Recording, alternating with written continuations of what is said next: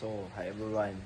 I am Decadent Antiquinho from 3-15 62389.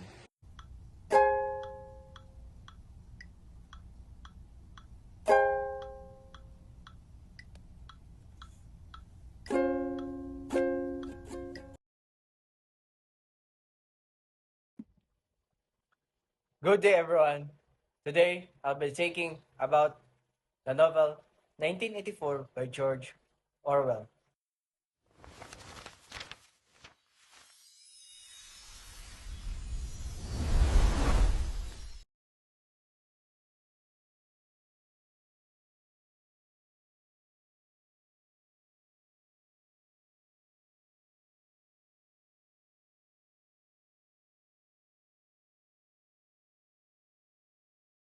And it ruled a powerful group known as the party led by their leader, Big Brother.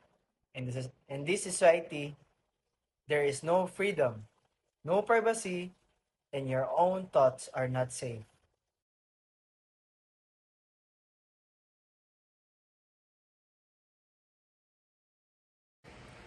People are watched all the time through screen, and you disobey, you can punish or erase from existence. The main character is Winston Smith. He works at the Ministry of Truth, where his job is to change past records, rewrite history, so the party always look perfect and never wrong.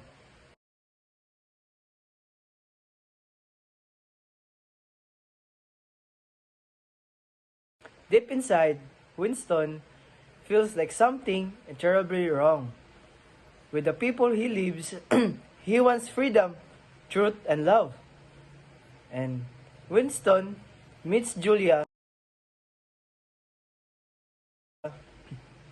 a woman who secretly hates Party 2.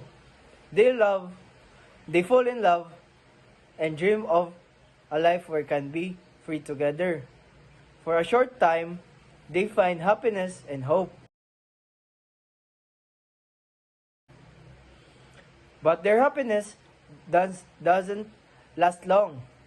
The thought police catch them, and they are both taken to the Ministry of Love, where they're tortured until they give up everything.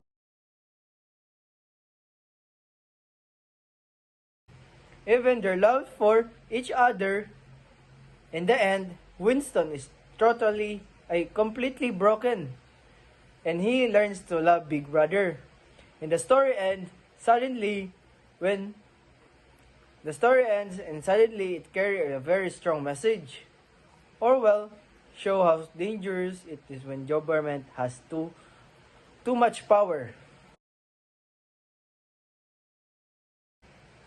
If people stop thinking for themselves, stop asking questions, or allow lies to replace truth, freedom can disappear completely.